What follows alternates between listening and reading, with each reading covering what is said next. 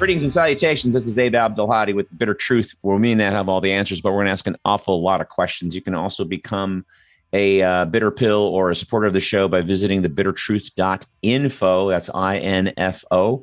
Or you can simply go to the Patreon page, patreon.com/The Bitter Truth.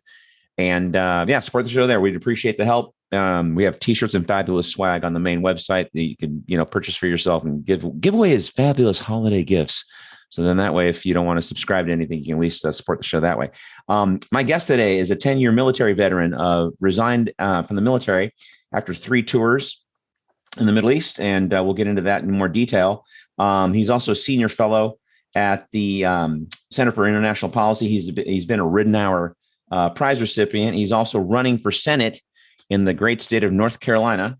He's been all over the media, but now he's here to grace our airwaves. Matthew Ho, how are you, man? Good, Abe. Thanks for having me with you. Hey, thanks for coming on, man. I appreciate it. Appreciate you taking the time. How's anything going? Good. Hey, it's a third party campaign, so it's uphill like you would expect. Yeah. It's not swimming uphill though, as some people I think would say, but it's still uphill. But we've had really great reception, particularly among people throughout North Carolina, because we have to get on the ballots. That's our big priority right now, is collecting the signatures we need to get on the ballot. Right. And as we do that, the excitement for something other than the status quo. So we'll have people who will sign our petition sheet to get us, to be recognized as a new political party. And, they'll say stuff like, look, I'm a conservative, or, I've been a Democrat for 45 years, or whatever they'll say. And they say, but I think we need something different. Mm-hmm. I'm not going to vote for you, but you need to be on the ballot because our democracy needs that. You see that type of excitement for change, the enthusiasm for something different over and over again. And, my petitioners, but folks who are out there doing this job for me, doing this work for us, our campaign staff, they see it a lot more than I do, of course. Mm-hmm. And so it's really been quite inspiring to get this type of response from people when we're out there, and we're doing well with the ballot access. We're on track to make it. We've got the people out there. We've got they're getting a couple thousand signatures a week for us. Frankly, we just need the money to keep being able to pay them. And what we do is we pay our own people. Right. So we've got folks who are Green Party members, leftists, socialists out there. Because one of the things I've learned, Abe, that's really interesting, that's how insidious this whole system is with money, mm-hmm. Is that throughout the country, there is an industry devoted to collecting signatures. Because if you're the Democrats or the Republicans, or you're a corporation, say like Uber in California, sure. A couple of years ago, right? And you've got ballot referendums or different things where you need to do petition drives. Well, you have the tens of millions of dollars, hundreds of millions of dollars in Uber's case, to purchase, the petitions, right? To have people out there, pay them a ton of money and get the signatures. And that means if you're a third party, if you're independent, if you're grassroots, you simply can't afford to do that because the cost is too high, because there's this industry that's dominated by the two corporate parties and by corporations. So what we do is we pay our people directly, because this way we've got folks who are part of the movement, who are motivated, right? And then, but other thing too, is it allows them to be out there in the time that we need, because we've got a lot of great volunteers, but to get this done, we do need people out there 10, 20, 30 hours a week. And so we're able to pay, our people, so to speak, to do it, as opposed to some company based in Michigan or California or whatever. Sure. Well, let me ask you, obviously the numbers are staggering. I mean, it's like 58 to 65% every poll I see of people that want I hate to say third party, because then it implies that we just want to add another party. I like to call it multiple parties, but they want to see more parties, more ideas. Right. And I find that, I'm kind of a lefty. So, but I find that when I stated the issue and I don't use spooky language, right? If I just say, well, why is Medicare for all a bad idea? Do you know how much your boss pays for your health insurance? And they have no idea how much their boss pays for the health insurance, but then they think about their own deductible, and they think about their contribution, They think about what kind of a raise they would get, a 4 to 5 figure raise, just because Medicare for all came in. And then and I've talked to some conservative business owners that they're like, yeah, I mean, my Medicare contribution for my employees is 1/10 of what I pay for insurance. Yeah. I would do that in a minute, and they see that as their tax dollars working for them like they do in other countries. Right. So when you talk to these people and, I've been a Democrat my whole life. And I mean, you could be a smart ass and say, well, how's that working out for you? But, don't want to do that. But so when you just talk to them about the issues, do you see some favorability your way? Do you see them kind of going, yeah, hey, I never thought about it that way. And then they sort of come around a little bit.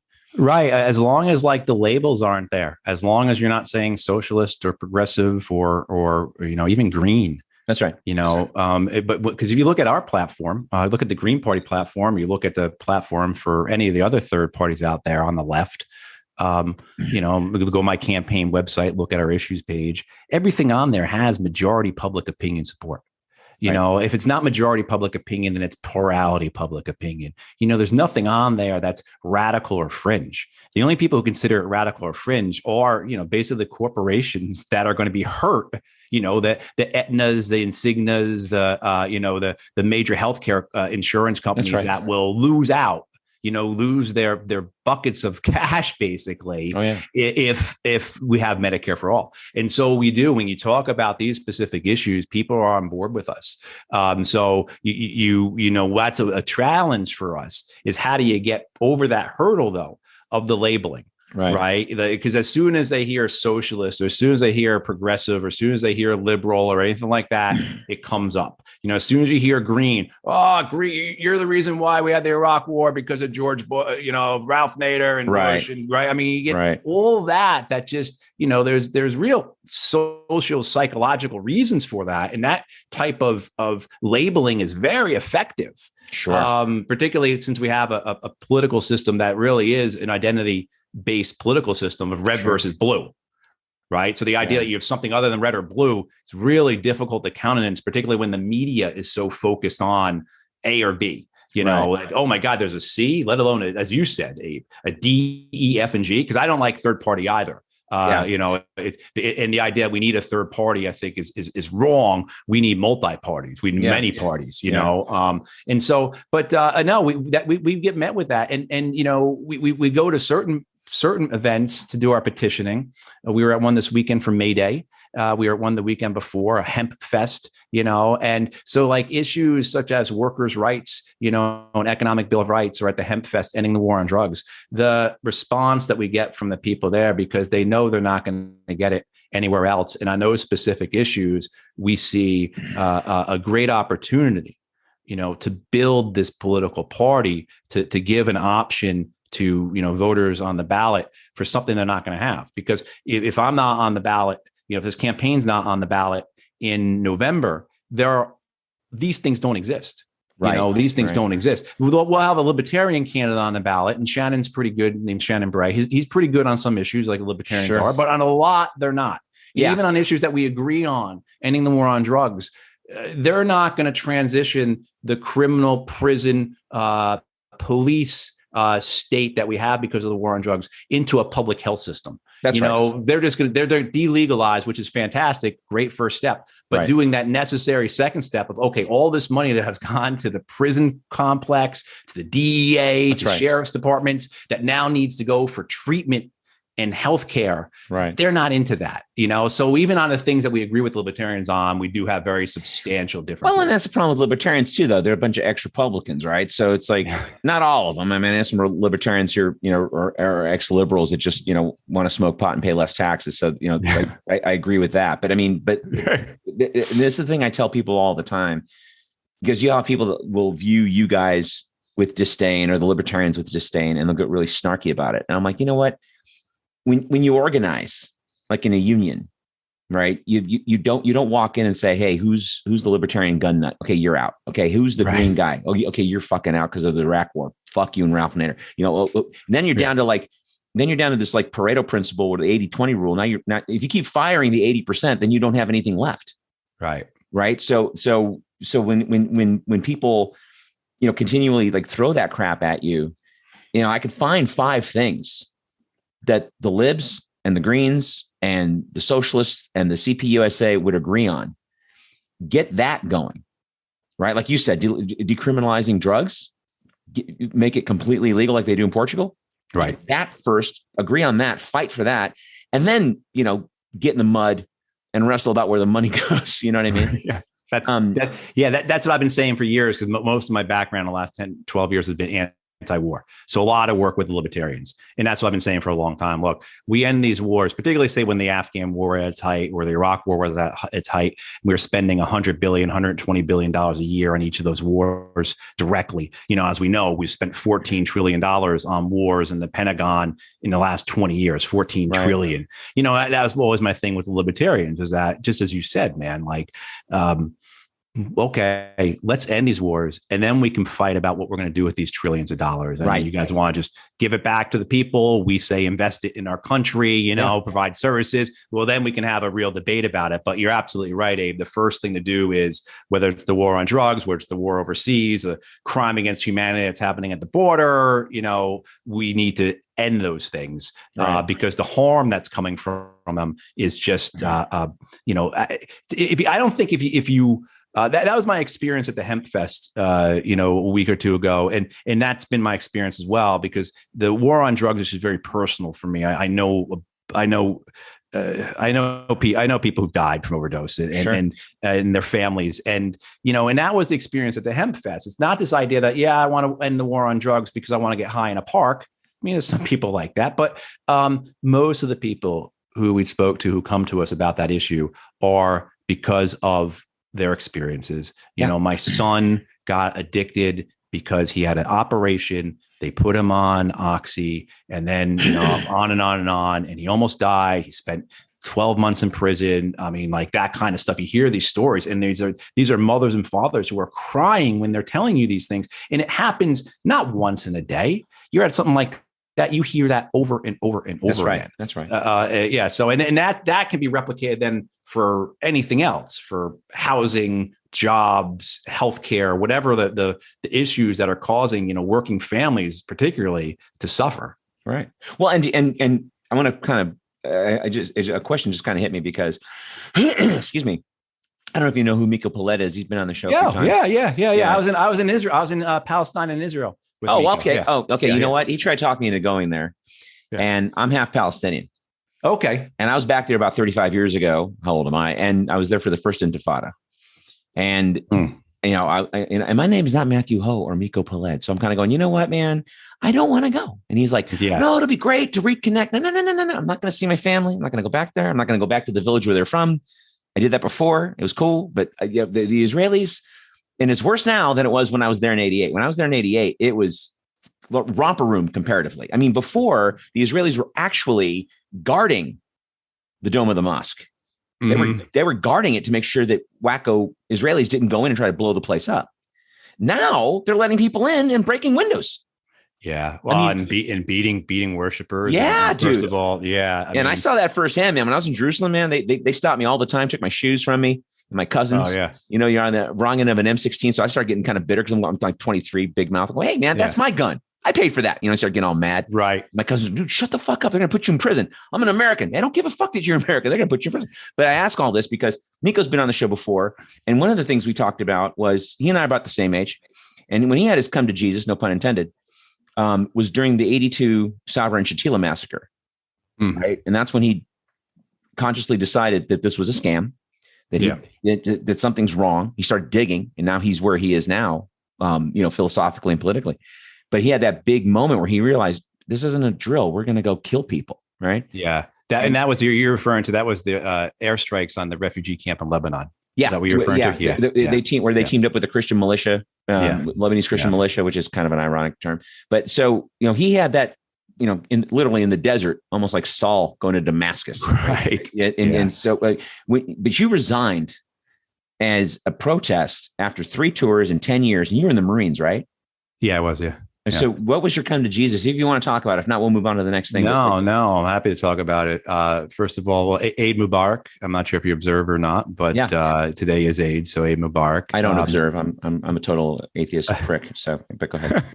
but yeah, no, Miko. I mean, I was in Palestine with Miko 5 years ago. If you see behind me, I know people can't see, but you can. On the wall behind me is next to the Assange poster is that's from Miko was there on Jihada Street in Hebron. Okay. And the Israeli border police shooting tear gas canisters directly at us, level at us, and people are killed that way. Sure they are. And then you get up to the Israeli border police, you try to talk to them, and they're all 18-year-old draftees who are terrified. Their rifles are shaking as you're talking to them, and they're terrified. Mm-hmm. And you realize it goes beyond the racket, that this is insidious in a sense of like what these young Israelis are told they need to do in a place like Hebron.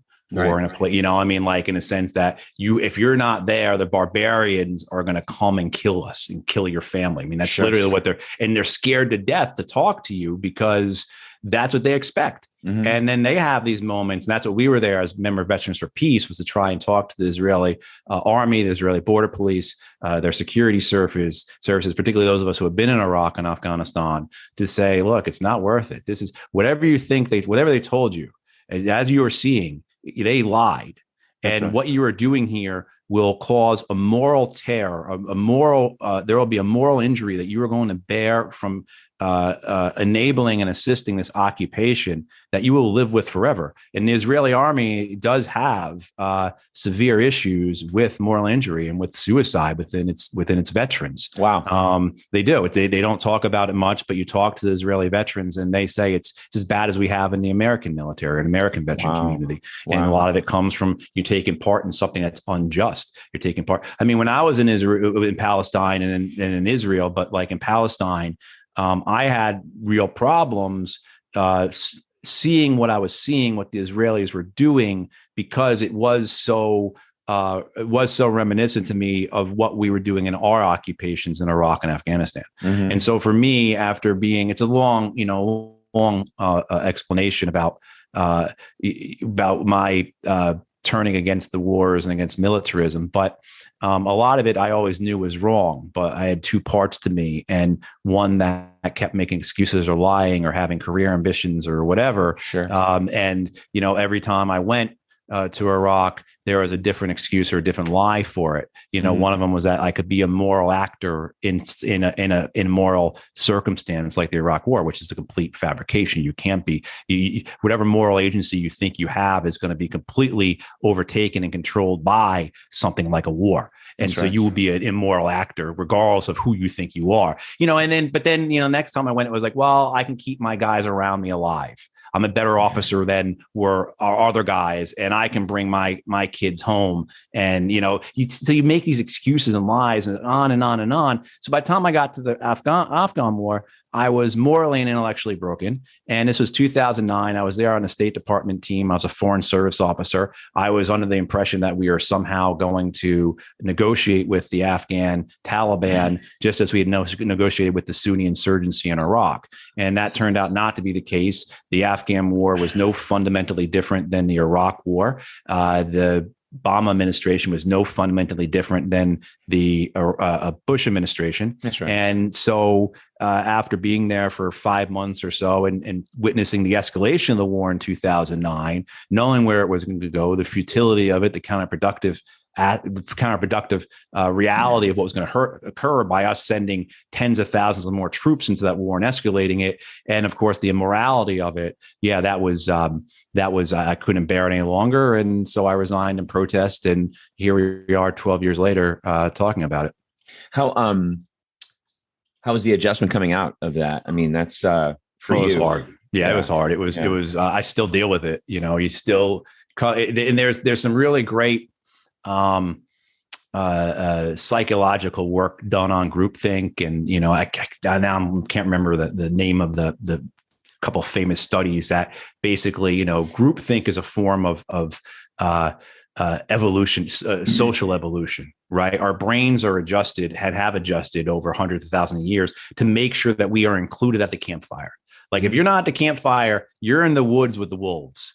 Right. Sure, sure. I mean, so you do what you need to do to remain at that campfire. And we still are like that. And there's all kinds of really amazing research and studies that have been done, experiments where, even stuff like where they'll have, you'll be going down, a person will be going down an elevator, and everyone who gets on the elevator will face the back of the elevator except for the first person. And by the time that elevator reaches the bottom floor, most people turn around and face the back of the elevator because they don't want to be the only person facing the front of the elevator. Something even like that, just shows you how powerful our minds are towards groupthink and remaining part of the tribe. That's right. So to come out of the national security community, the military community, I still deal with that. I mean, I've never had one of my former Marines ever say anything bad to me about me resigning. All of them have been, hey, thanks, sir, for thinking of us and for, trying to do something about that war and everything else. Yeah. But to this day, 12 years later, if I get an email from one of them, like a little thing in my stomach says, this guy's going to tell me off because the group think is saying you should have stayed in there. You should have stayed part of it. Yeah. And so it really, it was difficult in a way I wasn't expecting.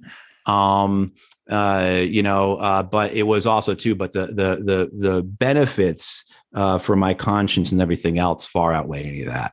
Well, and I don't want to sound mean. I know quite a few vets here, and I'm a man of a certain age, and I kind of remember the guys coming back from Vietnam, and some of those guys I got to know. They're older than I was, friends, brothers, and stuff like that.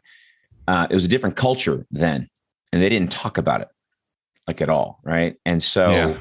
They just didn't talk about it. And so now I'm in Austin now. And I know a bunch of guys like under 40, under 45 that were there, and their enculturation is different.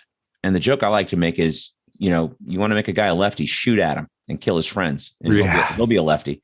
Because every vet I know that actually has been somewhere comes back and they're a lot like your experience. The guys that I know that wear the fucking cap and they're all gung-ho, they're peeling potatoes in the green zone. They weren't out there. They weren't handling IEDs, right? I never meet those guys. The guys that I meet that have been shot at, watch their friends die, and you get a couple of vodkas in them, and all of a sudden they start telling you some stuff, right? And it's different. It's like I said, a different culture than the Vietnam guys, because the Vietnam guys they just kept it, close to the vest. They didn't say anything. But now we're these guys are raised, literally generation away from how I was raised, and so they're very open about it, right? And so for you to have your experience, and I doubt very much you're going to run into people that have had your experience that would disagree with you. I mean, have you had that? Rarely. Yeah. I mean, like 100 to 1, like that, that ratio, 100 to 1 of combat veterans who are supportive of my anti-war work. Maybe they don't agree with it fully, or, it's not for them or whatever, but the number of compared to the ones who tell me like I'm a traitor, or like you're full of shit, or you don't know what you're talking about, or, you don't understand it. No, it's about 100 to 1 ratio. You're absolutely right. Yeah. I was going to say, well, hey man, listen, I want to talk about the rest of your agenda too, because you've got a pretty aggressive platform, or assertive, as I like to say. People call me aggressive all the time. I'm not aggressive. Did I tell you to go fuck yourself? No, I said something directly. I have an opinion. I want you to hear it. I'm assertive. And then you say it back. That's called a conversation. If I was being aggressive, I would say, go fuck yourself and go kill yourself. But I'm not saying that. You're wrong. I say it in maybe a way that an asshole would say these things, but I'm a nice guy. So, but no, good distinction. I think so. You have to live with those things. When you have my personality, you have to live with those things. That's what you have to do. But no, you really are going after, and to me, it's kind of sad that this has been said so many times. I think it just falls on deaf ears. Like people are just so numb to it. But you're really about an economy for workers and a living wage and cost. My personal opinion, I think the minimum wage should be $25 an hour right now. If we're going to stay with cost of living and production increases since like the late 60s, right? How would you go about trying to get that going? Because honestly, the Democrats just suck. They're just blue Republicans. They're never going to give you a minimum wage. Some states do, some stores do. Yeah. Do $15, $20. But we're never going to have a federal minimum wage with these guys unless something really gets done. What do you think you want to, how do you think you want to accomplish this as a senator? Yeah. I mean, hey, I people are aware I've my kind of entry into, having issues with money was later in life, where I have a disability from the war, where I wasn't able to work for 5 years. So that'll teach you about the reality of our economy when you have no money coming in. That's for sure. Yeah, but then with other reasons, doing different jobs, You said earlier, I'm a senior fellow, and that pays nothing. You're a senior fellow doing anti-war work. You're making about $8,000 a year. Yeah, Right. So Right. so I've always had to do other things. So whether it's now, most recently, I've been driving Uber. But I've sold cars and worked at the YMCA and different things like that. Sure. You appreciate it. Where the how even we pay our people on the campaign $20 an hour. Right, Wow. is one thing, right? But you look at it when my brother, who's my treasurer, signs off on a thing, and I see it in some document how much we paid out. Like, that's not a lot of money. My friend who she's one of those COVID stories. Lost her job, and she lost her house, and she had to move, and now she's living with me. Right? I mean, talk about like really hitting rock bottom. You got to move in with me, like that kind of thing, right? Yeah. And she's got a job. She's managing a wine bar. And she's making $20 an hour, and how does she get out of the hole that she's in on $20 an hour? It's not. I don't want to say it's not possible, but it certainly is very, very difficult. And that's in $20 an hour. Our minimum wage here in North Carolina is $7.25 an hour. So it's you see that how much money actually means in terms of our economy, our real economy, housing prices, rent costs, how much. God, if your car breaks, the cost is going to keep you have to get another car. You live in a state like North Carolina where public transportation is just. In my area, in Raleigh area, we've got one of the better public transportation networks in the state, and that's still abysmal. That's still terrible. You can't rely on that to get to your job. You're going to be spending 3 hours commuting each way, waiting for buses, over for 20 minutes each time. So like the as well as the housing, what we're dealing here with housing is just, I know you guys in Texas have been having housing issues for a while, and here in North Carolina, it's been the same in this last couple of years. It's just been, so this idea that somehow, and knowing everything we know about, as you said, the minimum wage used to be tied to productivity. If you go back and you look, the good old days in the 50s and 60s that these folks like to talk about, workers' wages increased at a higher rate than productivity because businesses used to put their money into their workers. And starting at the time about Richard Nixon, that changed. And we've had 50 years of financialization policies that have only serve to allow for corporate profits to increase at the expense of workers' wages. Sure.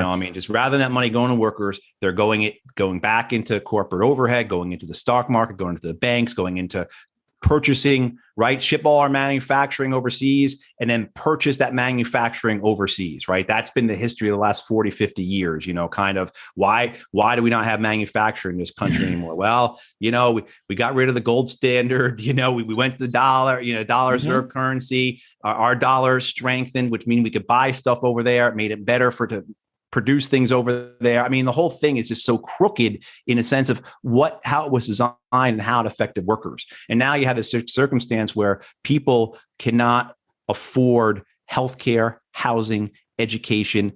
People are working multiple jobs. I mean, everyone who's listening to this knows this story, knows people realize maybe them themselves. So, the idea for me is my thoughts on it is that we should have a minimum wage tied to housing costs. And there are a lot of different ways to do it. So people could have other, but I believe that tying it to housing costs is the most fair in the sense of meeting needs. So that if you, and we don't even do it the way the Europeans do it, but if you do it where no more than 1/3 of your income should go towards housing, well, we know what housing costs locally. Right. You can adjust minimum wage that way. And this way people can afford to live where they work, which is something that many people, most working class families can't do. So, how do you do that? Well, I get into the Senate, you get people in the Congress who just say, look, all these other things that you've been doing, your subsidies for fossil fuels, your Pentagon budget increases, none of that is happening until we start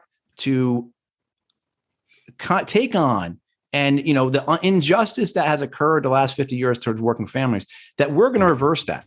If it was fair to do this for the corporations, the banks, the wealthy for the last 50 years, then it's fair to do it now for workers. And nothing gets done. You don't get your money for big pharma or for healthcare insurance companies or anything like that until we start to do these things for workers. And top of that, of course, is having a living wage, that people can afford to that people can survive on. That's You know, right. and all this ties together, of course, into healthcare, into housing, into education, student debt cancellation, et cetera. The idea that this economic bill of rights, I mean, it's not just fair and just, but it would be explosive in the impact it would have for the American economy. Well, and that's the thing. This is the thing I think a lot of conservatives either dumb on purpose or just because they're, just fucking assholes, but they just don't want to acknowledge that if you put money into the hands of the people, they're going to spend it. Yeah. They're going to save. We always decry how Americans can't save. Well, compared to the Japanese, the Japanese make a better minimum wage than we do. Right. Minimum wage in Denmark is $22 an hour. Right. And as for the costs going up, the average Big Mac is 60 cents more than in the United States. Right. So, yeah. You know what I mean? And so, but then you said something that kind of made me, think like, so, let's say you get in the Senate, you're green, right? Mm-hmm. Politics is politics. How do you marshal enough leverage? Because I'm not an LBJ fan, but when he was running the Senate back in the day, he used to flat out blackmail people to vote the way he wanted them to exactly. vote. Yeah. He would flat out say, we're going to primary you if you don't go this way. And even though they had the majority, it didn't matter. It's like you have those blue dog Republicans or Democrats, rather, that are going to always vote with the Republicans. And he would be like, listen, man, I know what kind of rub you like on your meat. I know what kind of whiskey you drink. I know what kind of women you don't bring home to your mama. You don't go this way. Boy, the press is going to get a field day on you. And he would just do that. Yeah. Chuck Schumer is a gigantic, colossal douche. He will not ever come close to doing anything like that. And meanwhile, you got the likes of Nancy Pelosi. Look at the House. You have maybe 8 or 12 people that could totally flip any bill they want their way. And they always vote present or no. They vote for Israel. They vote for the defense. They voted to give the Capitol Police $12 billion now to turn it into another spy network because we need one. Right. Yeah. How do you think you could go about challenging these people? Would you pull an FDR and just get in, say you get in the Senate, just get on media and go, hey, yeah, you know what? Ilhan Omar is full of shit. She's doing this, or Jamal Bowman is doing this. He's a prick. He's doing this. To pressure these people to do the right thing. Exactly. I have no loyalty to them. They have no loyalty to me. And so that's obvious, but I have no need for them at that point. Right. I don't need, that's one of the things I think that people look at and they understand with AOC, how say she shows up her first day and she joins the Sunrise Movement in their sit down at Nancy Pelosi's office. And you're thinking, wow, she really is going to be like, and then that quickly goes away. And it's because they said to her, look, we will primary you. You will not get the money. Chuck Schumer and Nancy Pelosi and Joe Biden control all the money basically in the Democratic Party. That's the way it works, and the money will go to somebody else rather than to, that's that's just simply it. So without that constraint. And then I've said the same about LBJ with regards to Schumer and everyone else. I understand totally what you're saying there. And with FDR, I'm glad you brought him up because when FDR, the folks on Wall Street, particularly big business, they hated him. They hated him. Sure. And he said, I welcome their hatred. And I think that's what you have to do. You have to be willing to welcome their hatred. That what are you going to do to me? What is going to happen to me? You're going to run it. Of course you're going to run someone against me. I know that already. You're not going to, I'm not going in there. I'm not doing this to have some kind of relationship with you that Bernie Sanders has with you, where you've got this agreement where you won't run anyone against him. And he goes along, he doesn't speak bad about the president, et cetera, et cetera, et cetera. Right. No, I'm not there for that. And it's using that position to the leadership, and you try and grow the party. The margins within the House and the Senate are so thin that particularly one senator, we see it. They claim it's because of Joe Manchin or Kirsten Sinema, not whether or not you buy into the whole rotating villain thing or not, but it is true. At least when you look at the vote tallies, it maybe be different if it was someone else, but it is 1 or 2 votes that control things. And so you have that. And then at the same time, you're building.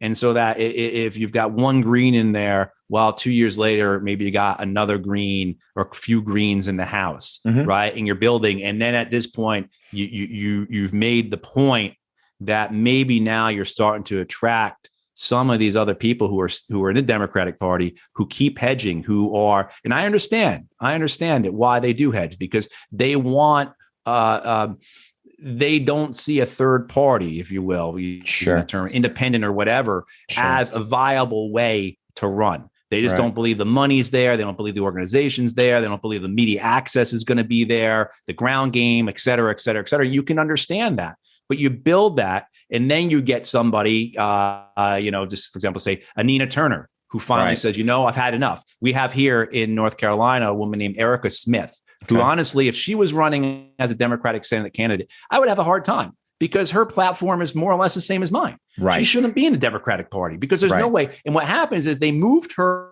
out of the Senate primary.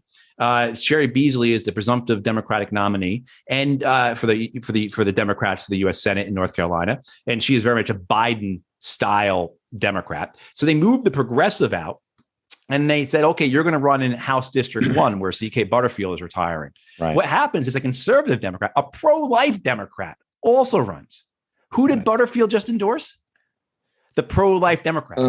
So you have someone like Erica Smith, who has been burned now repeatedly. Right. By, you start to, we've built this, because what's happening is you're seeing this. And I see this with like the lefty podcast, YouTube media, the Crystal Balls, the Katie Halpers, the Brianna Joy Grays, right? Sure. Where they say all the great stuff. But then when it comes time for them to, and I think Brianna Joy Gray is better about this than the others, but like, where Crystal Ball or say Katie Halper, it's like, okay, hey, how about you start having some of these people on your show, these third party candidates. Right. And they say, well, they're not viable. So the thing is, we do have to get past that hedging by the media, by people in the Democratic Party, by people in the DSA, and that means we have to be better organized. We have to win races. We have to win races at the federal level. And we have to also too. Yeah. Go ahead. No, not to interrupt you. I beg your pardon, but this is the thing that makes me so angry about that attitude.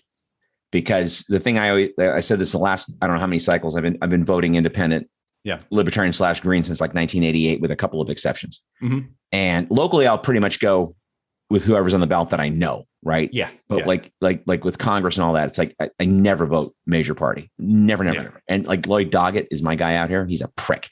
So and I know some people that know him, and he's a nice guy. Of course, he's a nice guy. Satan never comes at you with horns and a tail, does he? Right? He comes at you with a wiggle and a wink and a bottle of wine and some poetry shaking his ass. That's how he gets you. Right? Don't you watch the horror movies? It's never the devil. It's a chick that is, she's a chick, but she's not a chick. She's a demon. That's how they come at you. Anyway, but that attitude makes me so angry, because if 30 million people in this country had guts and didn't worry about viability, 60% of Jill Stein voters wouldn't have voted at all if it wasn't for her being on the ballot. They were so disgusted with Hillary Clinton. And they were so insulted by the fact that you would say, oh, hey, woman has the same genitalia as you, so you should vote for her. Right. Despite the fact that she's Ma Barker. Okay. So that attitude, you're not viable. Well, how do you get viable if you don't get exposure? It is. It's like this catch-22 where, that's what you say to these folks. Because what frustrates me about it is I've been on their shows. I've actually been on with Crystal Ball. I've known Crystal Ball for 10 years. I've been on her program. I've been on with Katie Halper. And so, and so the idea that, and okay, I'm not on the ballot yet. So fine. That's getting me on the ballot. But you've got Delilah Barros down in Texas running as a Green for governor. She's a great candidate. They should be talking to her. We've got Justin Pagalino up in Connecticut. He's a doctor running against, what's her name? But some woman, this Democrat who's been in the House for 100 years. Right. Who's done right. Is the poster child for saying one thing and doing fuck all. To help working families, right? Like we have good candidates. We have people who speak well, present well, who've got great policies, who could, and the problem is you run into this. We're like, look, we're doing really well in terms of our fundraising for a third party independent grassroots thing. But what we raise in a month, the Democrats and Republicans raise in a few days. That's right. Because they've got let alone the corporate stuff, they've already got that whole infrastructure built out. That's one of the conundrums we have is how do we let people know about us? Like, how do we get to people who are willing to help us? We've got people, we've been running this race for 3.5 months now. And still I've got friends of mine who are saying, hey, I just heard about this the other day. Because, like this idea that, you got to put up a Facebook post and Instagram and tweet something and the whole world will know. No, absolutely not. First of all, Facebook and Instagram and Twitter, they're made up in such a way as if you want to reach people, you have to pay them. That's why Zuckerberg is worth however much he's worth, right? Sure. You know, I mean, like that's how it works. So you need money. And that's, you know, but then you run into this. Well, how do you get money? Well, I need to get on the media, I need to tell people. How do you get on the media? They're saying you don't have enough money. I mean, in New Jersey, the requirement to get into the debates is that you have to raise $500,000 if you're going to be in a statewide debate. Right. Wow. So how do you raise $500,000 if the media, and then the media says, well, you don't raise enough money for us to pay attention to you? Well, how am I supposed to raise the money if I can't get in front of people, you know? And well, you have to, you know, it's just like, well, it is, and it's a constructed, it's manufactured this way. It's deliberate.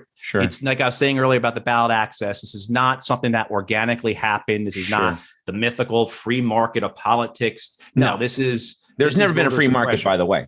No, of any kind. Yeah. Right? I mean, but and to your point, though, about Facebook and all those guys charging you, there's another racket that they run. So, for example, like just say, you know, say you pay for a Facebook ad. Yeah. It doesn't go to anybody who's like politically motivated. It doesn't like pop up in a Republican's feed or a Democrat's feed or whatever. It just goes to people who are like kind of green, kind of lefty. Yeah. Right. So if they see you posting a lot of worldwide socialist website articles, right, they're going to see your ad, right? But that guy's already on your side. I know, right? Yep. It's not going to convert a Republican or convert a Democrat, right? It's not going to go to those people because they're still all about suppression at the end of the day, because you're a threat to them. And I don't know Katie Halper personally. I don't know any of these people personally, but those people that I see that I've unsubscribed to, like Kyle Kulinski and people like that. To me, it's almost like you're auditioning for an MSNBC gig. Do you know what I mean? Yeah. It's like they are so still beholden to that baked in the brain bullshit, and not a student of history whatsoever. Like not serious people at all. Like Matt Taibbi's not even on with Katie Halper anymore. He's off doing his own thing on Substack, and I'm like, God bless him. Right. You know, I had Rolling Stone subscription since I was 12, and the only reason I kept it the last 8 or 9 years that I kept it was Matt Taibbi. And when they canned him, I'm like, okay, fuck you guys. And Tim Dickinson, no. And so I was just like, I just got rid of it. And so, but all of that to say that's their racket. They're always trying to suppress, and they don't want your message out there. And to kind of shift gears a little bit, because one of the things on your platform that I really dug, because you have a really detailed platform on economic democracy and the ownership of labor. And you're talking about pursuing bank and debt forgiveness. People, when I say I want to nationalize the banks, people look at me like I'm doing card tricks in front of a dog, and it's to steal a joke. But the thing is it's my money. You're loaning it to me. I give you the money. The taxpayer gives the banks the money, and then they're going to loan it to me at 18 to 25, 33% interest. When COVID happened, I was still 1099, right? Yeah. And a friend of mine said, hey, you should try for a small business loan. I said, I don't know. You know, I'm just one guy. She goes, yeah, but you're independent. You've made enough money. You pay taxes. I'm like, okay. And my taxes were in order. I went ahead and they gave me a loan. Blew my mind. Yeah. And they gave me 30 years to pay at like 2% interest. It's free money. I know. Right? Now, I'm the wrong guy to do that with. Because then I'm kind of going, see, that's what happens if you had a nationalized bank. Because Chase Bank, yeah, I said it. They wanted 33% to give me an unsecured. I was losing clients, like people were going out of business. I mean, I had people like gone, like for COVID. And Chase is like, yeah, we'll give you 33%. I'm like, whoa, that's worse than a credit card.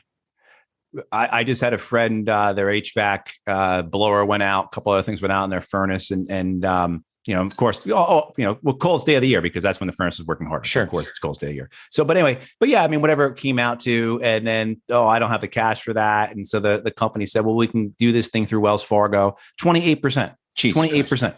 Right. I mean, like, and the thing is, as you're saying, Wells Fargo is getting free money. Trillions. I mean, not even talking about the whole scam of the last couple of years of the Fed buying assets at $100 billion a month or whatever it was doing. Not even that scam. Right. But just in general, how it works. Right. And it's our money. The idea that if you had a public banking system that allowed for people, I mean, the explosive potential of that, what that would do for entrepreneurs, what that would do for home ownership, what that would do for community renewal. I mean, like, just think of if people could access the money that they needed at a fair rate, that kept the bank solvent. We're not talking about just giving the money away. We understand sustainability. You got to keep the money moving back and forth. And we're not mad about this, but like at a fair and just rate. That's right. Well, but the problem is then, of course, that those in the upper echelons, they don't get as much.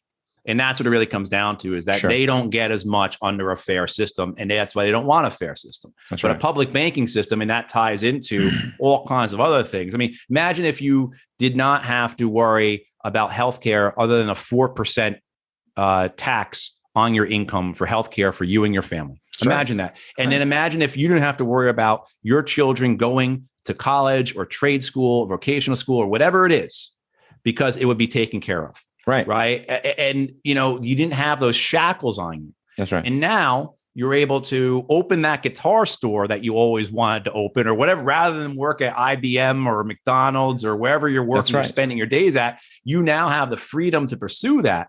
The explosion for our economy, as well as just for individuals and families, because they could choose something to do that they're passionate about. That's like, this is what, when I was a little kid, people would ask me what I want to do when I grow up. I'd say, I want to own a guitar store. Now you can actually go and do it, because you don't have to worry about healthcare. You don't have to worry about education, and you don't have to worry about paying at a usurious rate, or being denied even, because you've got medical debt, you've got education debt, you're paying the loan on your car, you're paying an insane amount for your rent or whatever it is. And the bank says, no, you can't, even at 20% interest rate or 17% interest rate or whatever it's going to be, you can't afford that. With a national banking system, a public banking system, those things can happen. Yeah. Well, hey, listen, and a couple, I know we're going to wrap up here pretty soon, but a couple of months back, I was watching, there's this channel I like quite a lot, and he's been on the show a couple of times. A guy named JT Chapman runs a show called Second Thought. And a few months back, he did these mini documentaries, 15, 20 minutes, and really insightful, really good stuff. But one point that he made was, it's interesting, and I think quite not by accident, that renters don't get that they pay rent on time every year.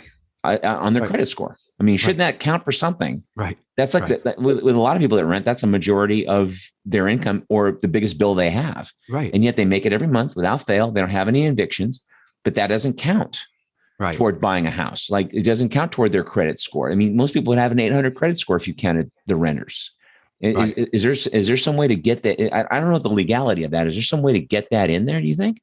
I think, there has to be. Oh, absolutely. Yeah. That's just a question of will. That's just a question of making an unfair system fair, and people are going to lose out that way because, the people at the top, as well as then various corporations that benefit from people having low credit scores, because this way they can charge them more interest. They can, be forced to go to various forms of alternative banking that are, as well as the fees that come on with being somebody who you don't have a high credit score. So then you got to pay this extra type of security. You got to pay. There's all kinds of things that feed into this, right? It's just a question of changing it. It really is. But that there's these established interests, these established the wealth that's generated from an unfair system. You've got to pry that from people. You got to pry that wealth away from them, because they're not going to do it without a fight. But certainly you could, the idea that, like you said, man, that the biggest expense people have every month is their rent, and that doesn't count for their credit score is just, but meanwhile, they somehow missed a payment 9 years ago on a $22 charge. And that's been dogging them for all this time. Yeah. Oh my God. I'm OCD. I'm not to brag like I'm some rich guy, because I'm not, but like I have 100% on time payments. Yeah. And I'm not going to kid you. I've missed gas tanks, There's been times where, especially when you're 1099, there's been times where I'm like, that I guess I'm not going to the show this weekend because that payment's got to be made, And I would take it to the 27th day kind of, and everyone's been there. Everyone that's ever tried to balance this crap has been there. But like, because that once it's 99%, it will never be that. It'll never be back to 100.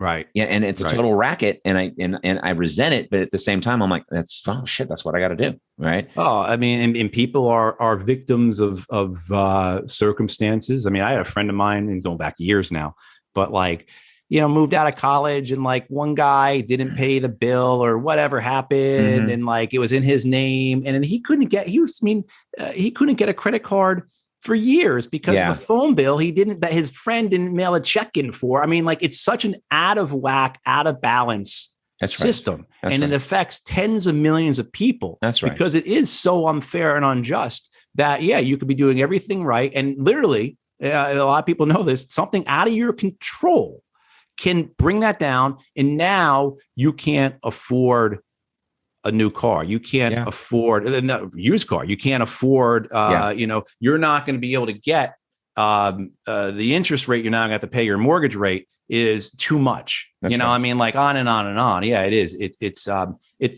But it's designed this way. This is not, you said before, there's no free market. This is deliberate structure. And most of this, if not all of it, comes out of government policy.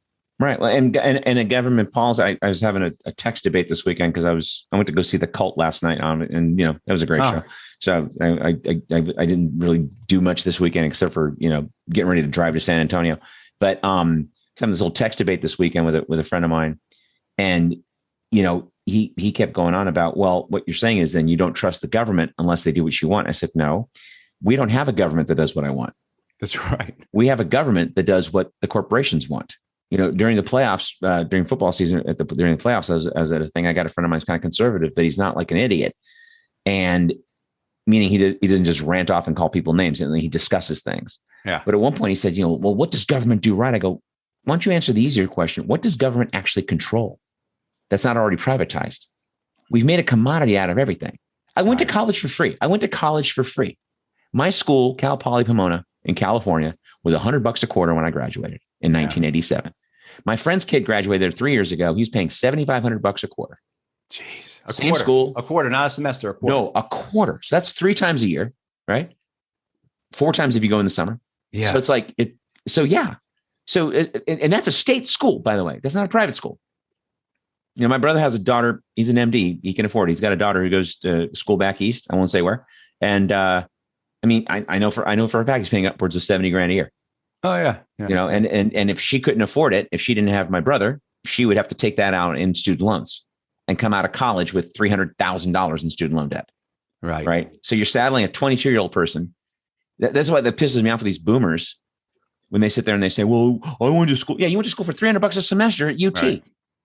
UT now runs $11,000 a semester. And that doesn't count labs or anything.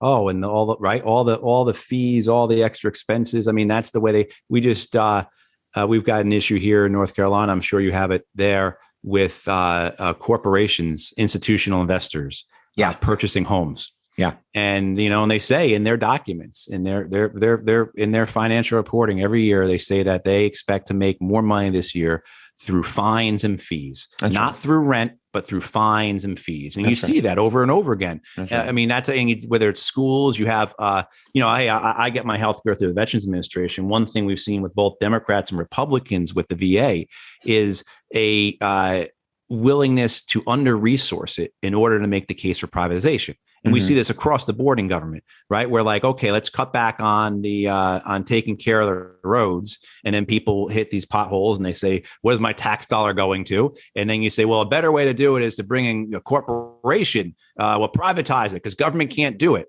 And then, corporations take control of the roads or control of the VA or whatever it is. Sure. And all of a sudden you're paying a lot more than you ever would have under the government. And you're getting, rather than a service that is meant for the public good, you're getting a service that's meant for profit maximization. Sure. Well, and to your point, as we start wrapping up here, because I know you got to go, but that's what we do with the post office.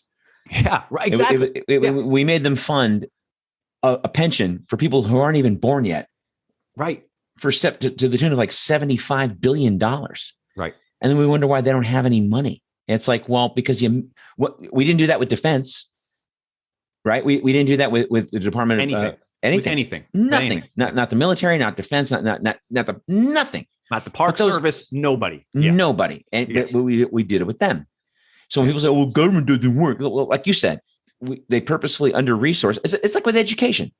Yeah. I mean, Betsy DeVos got a rightfully good tarring because she's an idiot. But you know who else was also an idiot? Arnie Duncan under Obama, who was a big fan of charter schools, Yeah. who, and this quote, for some reason, when I say it to people, they act like I'm doing a magic trick. I'm like, you do know that in 2005, he said that Hurricane Katrina was the best thing to happen to the New Orleans public school system.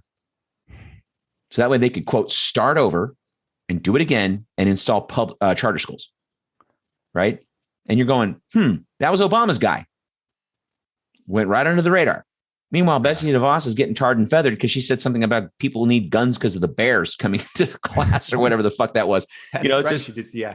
And it is, it's, and if you follow the money, I don't know, in Duncan, I'm sure in Duncan's case, it was this way where he's connected somehow. Absolutely. Right. And it's my buddy George says all the time. It's like that scene in Casino where he's like, you're either too dumb or you're in on it.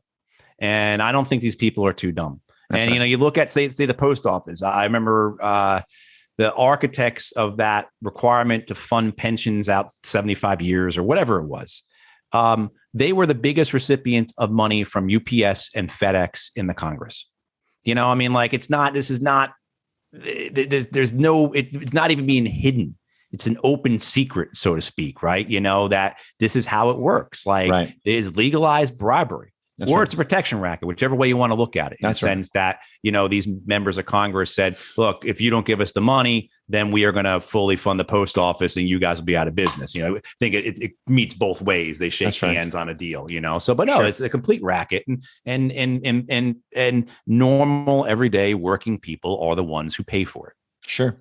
Well, hey, listen, Matthew, I know you got to go. You're a busy guy. I appreciate the time so far. And I'm going to have your information. I'll have the link to your website in the show notes. Is there anything you're working on in addition? Are you writing a book or anything, doing anything like that? Or what are you doing? No, just all campaigning. Okay. So we're getting on the ballot. So, frankly, we just need the money to keep the ballot access going so we can pay our people so they can be out there 10, 20 hours a week, collecting signatures for us. That's, and if people can help us, it's Matthew Ho for Senate.org. Last name spelled H-O-H. And I really appreciate this, Abe. I really enjoyed it. Hopefully we can talk again sometime soon. I would love to. Anytime you get a bug up your ass, you want to come, vent, you're more than welcome. This show is all about venting. It's right. It's, I call it The Bitter Truth. Somebody said, you should change the name to something more positive. I'm like, what? Big Wet Kiss? No, I don't think so. Right. It's good. Right. We're doing this. This is what we're doing.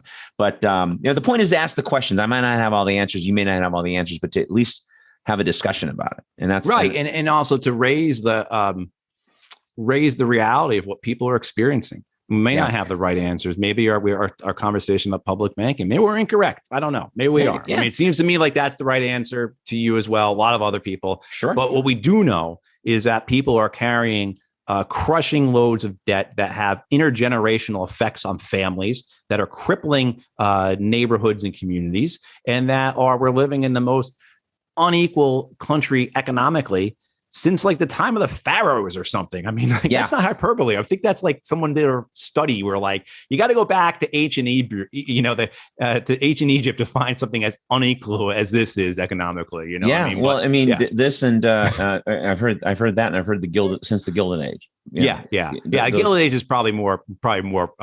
They might have stretched a bit to get back to the pharaohs, but I think, but certainly with the Gilded Age, we can see it. And you and I aren't young guys. We've seen the change that's occurred. We've seen how it affects. Hey, I close off with this. I was just talking. I graduated college in '95, and when I graduated college, my high school friends, my college friends, we were all getting jobs that were entry-level career jobs. Right. None of us were continuing to work in the same jobs we've been working in college. Right. We all had these opportunities. This is what was supposed to happen. And I really believe 90s or the end of the great bubble that the American economy was post World War II, That's and right. So as that burst, and then now, just the other day, I was giving one of my petitioners, she's graduating from Chapel Hill, a ride back, and asking her about, her friends, in Chapel Hill, one of the best schools, not just in North Carolina, but in the entire nation. And most of her friends are going to work the same jobs that they are now working in college.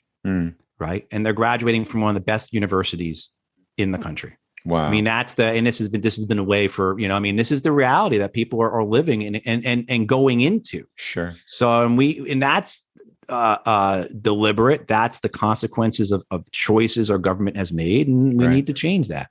Right. No, I agree with you, man. That's, a lot of good stuff there, man. I hope you get your message out there, and I hope people just, grow a pair and you quit worrying about what's viable and what's not viable. It's an infantile argument. To me, it's an infantile argument. It's an excuse. It's an excuse. Right. It really is. It's an excuse. I mean, there's some legitimacy to it. I understand that. But when you start to get to the point where it's like, okay, now I'm going to catch 22 because you're saying I can't come on your show until I'm viable. But in order to be, but you're the one who's saying we're not viable if we don't have a, I mean, like it's an excuse that allows people to hedge. Sure. And there's so much of it too, as I see coming out of, like, say, the 501c3 nonprofit world in Washington, D.C. Right. A lot of it's fear. People are afraid that, well, if I support an independent candidate, if I support somebody who's not the Democratic Party, I'm not going to get invited to that Democratic Party cocktail party or Christmas party this year. Right. There's a lot of fear like that. And sadly, that's that access mentality. It's, the older, I mean, I think you're done by the 8th grade. I think a person's done forming by the 8th grade. Uh-huh. And then the kind of adult they're going to be is kind of done by the 22, 23 years old. Yeah. But that thing that wanting to be in that in crowd thing. And you either do two things. You either relish in not being that person and it's fun for you, or you are just scared shitless that won't be your life. And you look at the White House Correspondents' Dinner, they did that again the other night. And you're sort of like, you guys aren't supposed to be there. I know. It drives me crazy. You guys aren't supposed to be there.